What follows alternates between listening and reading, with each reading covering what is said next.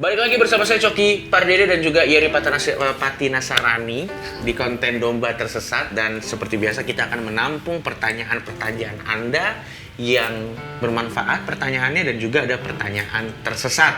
Dan sepertinya pertanyaan pertama ini Bang Yeri sepertinya tersesat. Tapi saya bertanya saja, siapa tahu memang ada jawabannya. Ini dari 69 Styles. Nama Anda saja tersesat ya. Langsung saja. Apakah saat Nabi Musa melihat pohon yang terbakar, itu kan ada. Sebenarnya itu pohon ganja.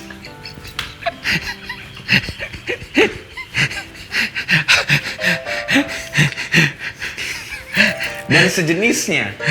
Oke, mungkin poinnya kita cerita, gue kasih konteksnya dulu. Jadi ceritanya pada saat itu waktu Nabi Musa itu pertama kali bertemu tanda kutip hadap-hadapan dengan Tuhan, salah satu tandanya itu ada semak belukar yang terbakar ya Bang? Tapi ternyata tidak terbakar di saat yang bersamaan. Itu sebenarnya pemaknaannya apa Bang? Ya pertama jelas bukan ganja lah. Kalau ganja berarti Nabi Musa itu petugas BNN. Lagi pemusnahan barang bukti. Betul. Iya, itu mah pemusnahan. Emang banget tersesat banget itu. Jadi Musa tuh kan lagi di Midian. Dia dalam kesehariannya menggembalakan kambing domba. Di situ dikatakan dia terbiasa lagi dalam kondisi itu. Terbiasa tuh pemaknaannya kayak setrika gitu loh. Maju mundur tiap hari begini begitu terus. Nah, Tuhan itu perlu melakukan sesuatu untuk mencuri perhatiannya. Jadi kayak memberikan sebuah kode gitu. Karena dia lagi terbiasa. Ini sebenarnya cara Tuhan memanggil orang dari sebuah rutinitas. Nah, di tengah kebiasaannya, lalu dia melihat semak belukar yang terbakar tapi dahannya nggak terbakar. Nah, lalu dia menyimpang ke situ. Nah, dari situlah dia menemukan sebuah destininya. Bahwa dia satu saat akan Tuhan pakai untuk menyelamatkan bangsa Israel keluar dari Mesir. Nah, jadi itu kan pemaknaannya bahwa perhatikan, kadang-kadang dalam hidup ini ada hal-hal yang sifatnya mencuri perhatian kita. Kejadian A, B, C, D, sehingga itu sebenarnya menolong kita untuk merenung bahwa jangan-jangan ini kode dari Tuhan nih. Dan ketika kita meresponinya, kita menemukan sebenarnya destininya di situ. Pemaknaannya di situ. Berarti itu pemaknaannya adalah kadang Tuhan menggunakan cara-cara tanda kutip yang tidak biasa ya, untuk menarik perhatian kita dan memberitahu ini jalan kamu. Oke, tapi mungkin bisa dicontoh juga kalau zaman sekarang Anda melihat sesuatu yang terbakar, buru-buru dipademin. Nanti kebakaran beneran. Ini sepertinya jalan Tuhan. Satu komplek kebakaran Anda. Kan bisa diselesain. Nggak selalu. Itu konteks tergantung konteks tertentu. Ya? Baik. Oke, selanjutnya ini dari dari Asep Karbu. Ya sudah, nggak apa-apa lah ya. Nama kan bebas. Tersesat, haleluya. Pak Pendeta, saya mau nanya, apakah kita rajin ke gereja dengan niat bukan untuk Tuhan adalah dosa? Soalnya banyak cewek-cewek cantiknya. Dan dipisah dengan ortu, jadi banyak kesempatan. Itu nih, maksudnya ibadah pemuda, kan nggak ada orang tuanya. Tapi saya pernah dengar ya, ada oknum-oknum pria yang datang ke gereja karena ceweknya cantik-cantik katanya. Ini dari Asep Karbu Bang, kayak Asep Karbu. Tapi gimana Bang, kalau misalnya kita datang ke gereja untuk mencari pasangan hidup, boleh nggak? Iya, kalau ini pandangan pribadi ya. Jadi sekali lagi ini bukan global. Kalau gue karena sih, yang ditanya lu kan? Kalau gue sih datang aja udah syukur. Ya dong, udahlah jangan diklasifikasi dulu motivasinya. Lu susah lu datengin anak muda datang ke gereja. Jadi dia mau datang aja udah syukur. Ya udahlah, abis itu baru mungkin tugas pemimpin rohaninya. Anda belum tentu dapat juga kok itu. Yang dikejar belum tentu dapat juga. Bener. Karena yang seperti Anda banyak Mas Asep Karbu ya, mohon maaf. Cewek juga tahu lah yang datang. Iya nggak sih? Bener. Nanti sehabis konten ini ada cowok yang matanya jelalatan disamperin di gereja. Mas Asep Karbu ya, langsung dikira Mas Asep Karbu bangke. Berarti sebenarnya poinnya kalau buat lo secara pribadi, yang harus dirayakan kemenangan bahwa dia mau datang dulu. Dia mau datang tuh udah puji Tuhan. Ya soal pemaknaan kita udah pernah bahas berapa kali di konten sebelumnya kan. Makna datang, hati tulus murni. Tapi dia datang pun, meskipun ini ya, ini sekali lagi pandangan pribadi. Misalnya ada yang nyolong di gereja, misalnya nyuri, dibawa ke polisi, atau diapain nih bagusnya.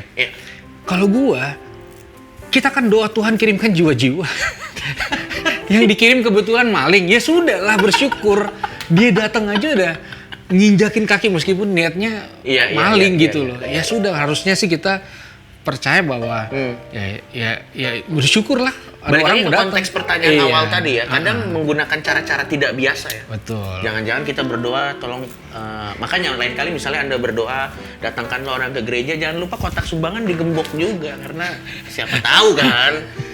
Ya tapi kalau lu lebih berfokus kepada yang penting dia udah menginjakan kaki di sana, itu sudah sebuah kemenangan ya. Iya. Baik, menarik.